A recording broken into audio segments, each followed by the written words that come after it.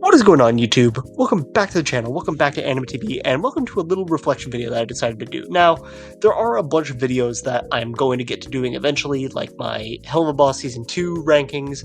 I want to talk about Has-Been Hotel Season 2 because that just wrapped up, like, not that long ago. I have the animation videos that I said in one of my last videos that I was going to get to doing. I am going to get to doing all that, but for those who don't know, and by for those who don't know, I mean everyone, because I don't tell anyone what I'm doing for the most part, I went away on a little trip. For the last 2 weeks, I've been on a trip. I'll just say that. I've been on a trip. I'm like, it's like in my head, I'm like, do I tell them what I've been doing with this or not? And honestly, I just don't like talking about what I do on these little trips. Like, I'm fine talking about, like, completely fictitious worlds I've never been to, but I never like talking about the actual stuff that I do. I don't know why. It's just, that's a thing I can dive into in something else, but I don't know. It's not something I do. In any case, I've been away for a bit. I've been off of my socials. Usually when I go away on one of these trips, I tend to put the phone down just so that way I can immerse myself in the new cultures, the new worlds that I'm getting to experience with it. And because of that, I usually need something else to be able to fill the space that I guess my phone would have filled otherwise. Something else for the down period, so that way it's not just me left alone with my thoughts, which is a scary thing for a lot of people. I think just being completely alone with your thoughts is something that, even for like the most positive people, it can be a kind of scary thing, because the anxieties of living just kind of tend to happen.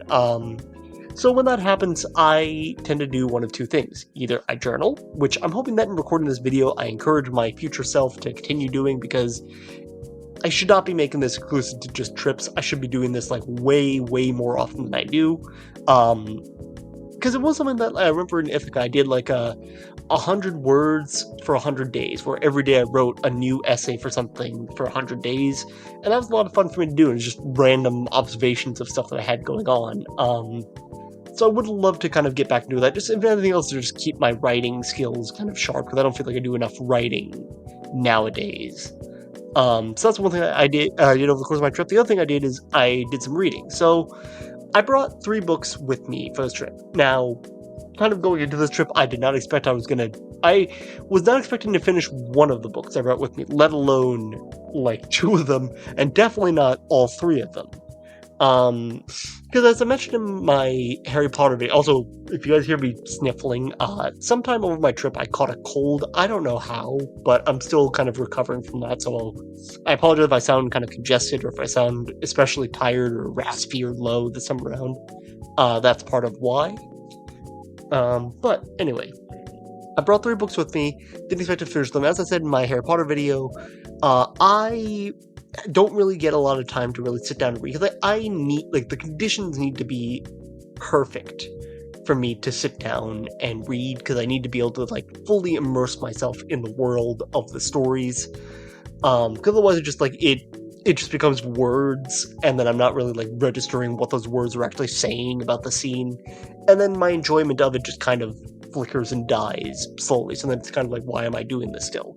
So it's why I don't really read that often. So I thought like my skills with that would have fatigued greatly when it's just kind of me. And I guess like because I was forcing myself to not go onto my phone and do anything else, it's just like there's no other distractions. It's just me sitting on my bed reading a book, and that's it. I ended up doing a lot better than I thought I was going to do. I finished 2 out of the 3 books. Now, in fairness, usually when I go traveling, I bring like one book that I've already read before, because it's just like a comfort thing, something I can turn my brain off to and just kind of focus on just the experience of reading it, and kind of like just immerse myself in the story in a way where it's like I'm not trying to piece together the world stuff, because I know the world. This is kind of a thing where I can just shut my brain off and I'm just in that world. And because that usually leaves me much more open to details, and I kind of absorb some new things that I didn't notice in my first read through. So I usually bring one book that I'm familiar with, and then one new book. And usually that's kind of the thing I do. Now in this case, I brought one book which I hadn't touched for like 3 years, I think, or something like that. So I brought that book with me. I brought a brand new book, and then I also brought one of my favorites, which I actually haven't touched in like 6 years, because I recently got a paperback copy, and I've just wanted to be able to sit down and read. So I finished, like I said, I finished 2 of them, the new one and the book that I had finished 2 years ago. So I wanted to kind of spend this video talking a little bit about my reflections and my reviews. I want to do a much more in-depth review on all three of the books at some point. But that's one of those things where it's like, I don't know how much people want to see, so I'm kind of going to see, based on how I talk about it in this video. If you guys want me to do that, then, obviously let me know in the comments down below. It is something that I would love to do, just because I loved being able to read these books. Like, being able to immerse myself in the stories of these was a lot of fun. And I realized a lot of things kind of about myself, I guess, in the process of reading them. It's kind of like not only did I realize, like, what it is that I was looking for from these books and what it is about them that I resonate with, like, there's enough in those books that I could do a Y series for each one, Y video for each one of them, of, like, what it is about it that kind of really spoke to me and really got me, like, connected to a lot of these characters. I can do something for all three of the books that I brought with me for this. But something else that I found that was very interesting with them is I kind of realized what each one of those books said about me as a person based on what was going on in each of the stories. So the three books that I brought with me were Improbable Magic for Cynical Witches. There we go. Fun fact about that book, I've actually emailed the author of that book while I was away in Ithaca. I had a project that I had to do where I had to reach out to someone within the industry through some means, was the assignment the professor gave. He said that you can email the publishing companies, you can email the authors. I didn't know what I was going to do for that, but then fortunately I realized that the author for Problematic for Cynical Witches has like a fan page or something like that, where somewhere where fans can reach out to them. I did. And then I had like a lovely conversation with them, like super, super sweet. I'm really happy that I got to do that. And this book I love this book so much, and I'll go into that a little bit later. So, Improbable Magic for Cynical Witches was one. Tessa Miyata is No Hero is a book that I bought just before I went, or I bought it one of the times when I was in the city. I think either just before I started my time in Ithaca or sometime a little bit after, I think. I'm trying to remember. Like, my mom got me this book, and then I had it, I was going to read it, I brought it with me to Ithaca for like 2 years, and then I never sat down and read it. So this is finally the time where I did, and I finished it, and it was really, really good. And the last one is the book that I kind of quote as the reason why I fell in love with writing, the thing that kind of encouraged me to do screenwriting, which was The Girl Who Drank the Moon. I love this book so much. Just the visuals, I think, are so vivid. The writing, I think, is so evocative. I love this book to absolute pieces. It's inspired so many different things in how I do my work, my writing nowadays. I could gush about this book forever. But anyway. So I started with Improbable Magic for Cynical Witches. And as I said, I finished the book like 2 years ago. And I love the book already. Like, I mean, it's a super, super sweet romance.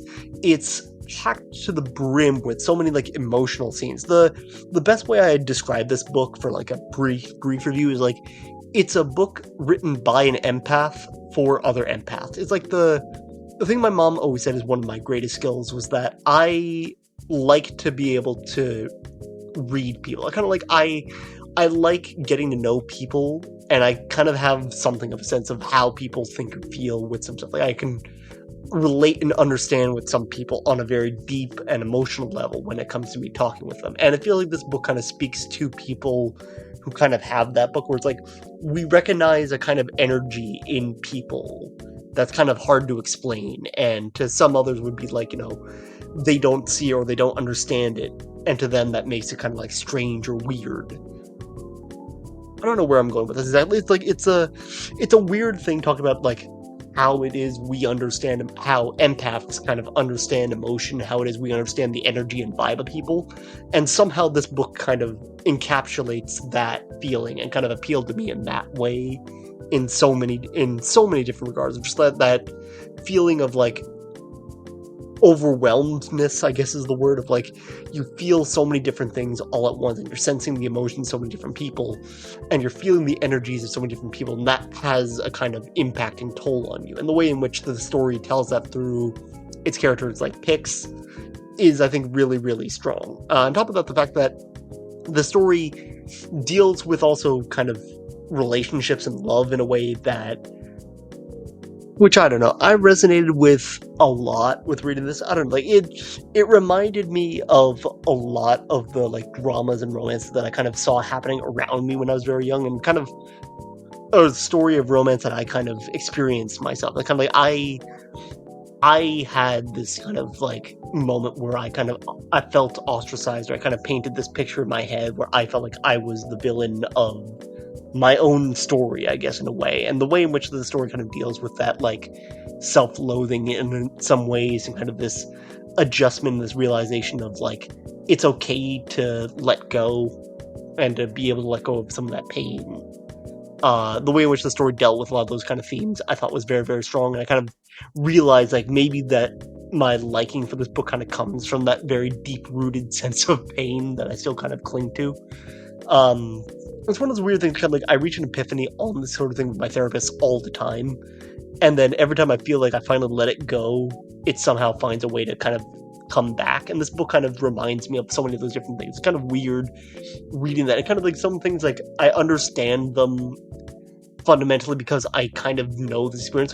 So when reading it this time around, was like, okay, if I didn't have these experiences that I've had, how would I have felt about this book? Would I still have felt the connection? I feel like the book does a strong enough job on its own that it kind of gives you these characters, and you kind of understand them well enough that the feelings that they have make sense some of the time. But I do definitely think that my connection with this book was kind of colored by my experience with that. And the same thing can be said for the Tessumiyata book, which I read. So this book is very hard and kind of frustrating. I've written so many scripts for this video of kind of like trying to organize my thoughts on how I'd go about talking about this. And every single version of it that I came to, it just is so frustrating to talk about. Because, like, it's a good book. I like the book a whole lot, but the problem with me talking about what it is that this book does well is that this is a book that I would say was kind of written for me, or for a person like me, or a person of kind of my tastes and interests, I guess is the best way to put it. Because, like, this book is chocked full of so many references and so many things that I feel like so few people might get, like, right away. Like, I don't know.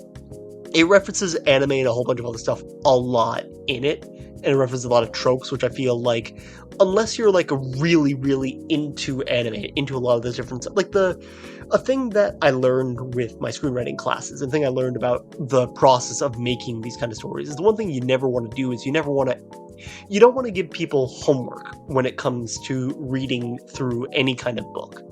It's kind of like, the more you can rely on common knowledge and rely on the fact that your audience kind of knows off the top of their head what you're talking about without you having to explain it to them like they're 5, then the better you're doing with your story. And kind of like the more it'll reach people, but you also don't want to make it so that way you're, like, leaving people to kind of scratch their heads and be like, what the heck are you talking about?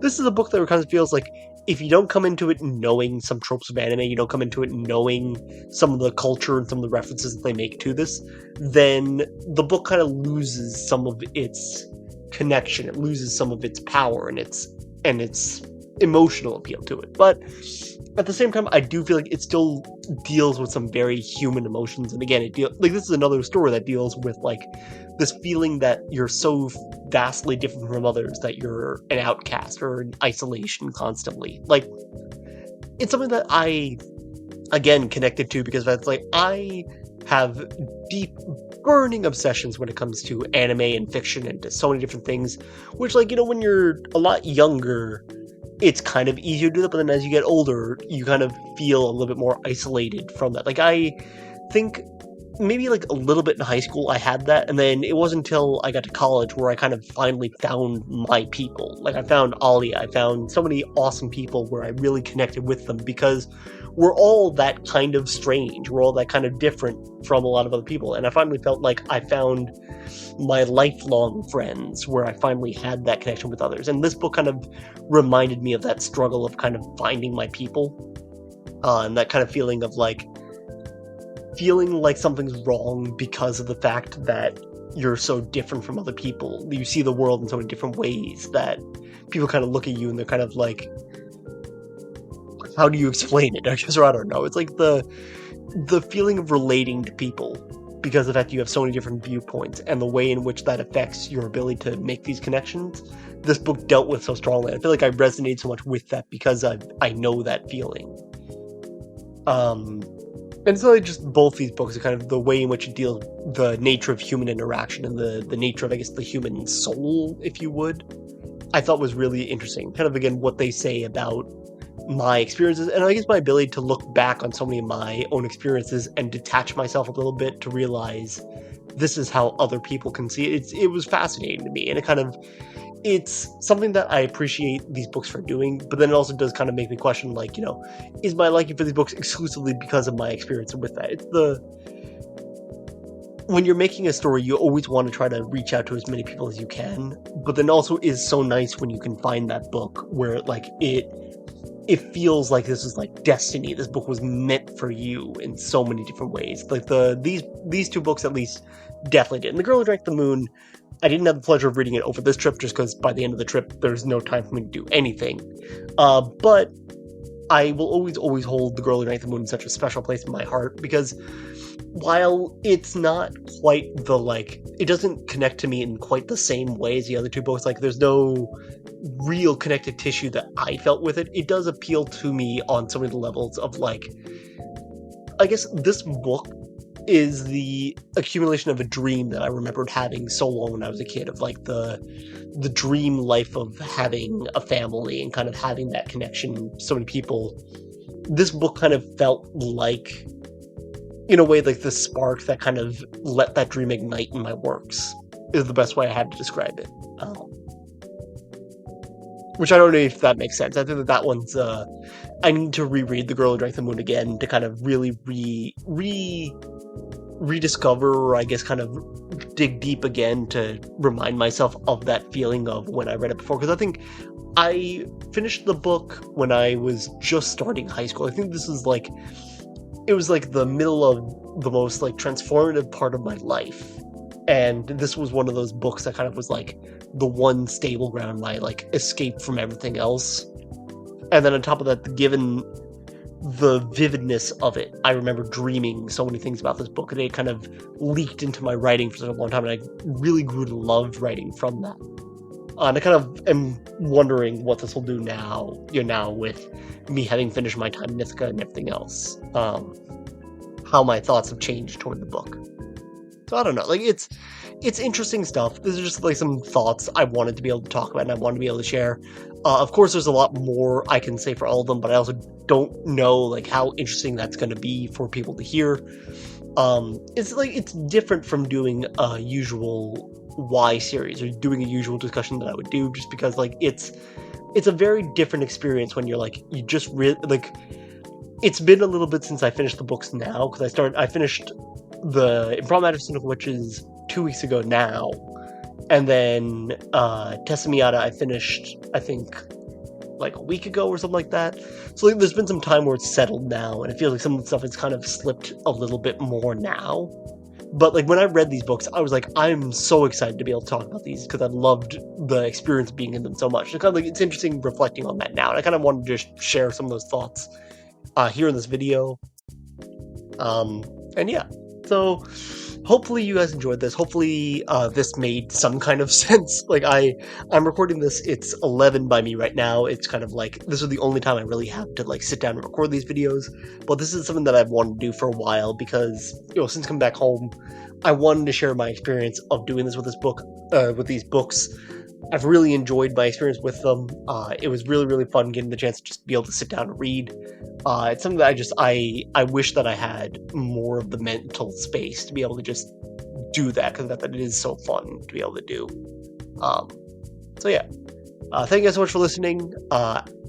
If you guys want to hear me do a more in-depth review on any of these books and kind of give more of my like thoughts and feelings on them, if you want to just give me a reason to reread these books so I can do these videos, then please, like these videos. Let me know in the comments down below you guys want to see it, because I'd love to be able to do this. So, yeah. Thank you guys so much for watching. I'll catch you guys in the next one. Peace.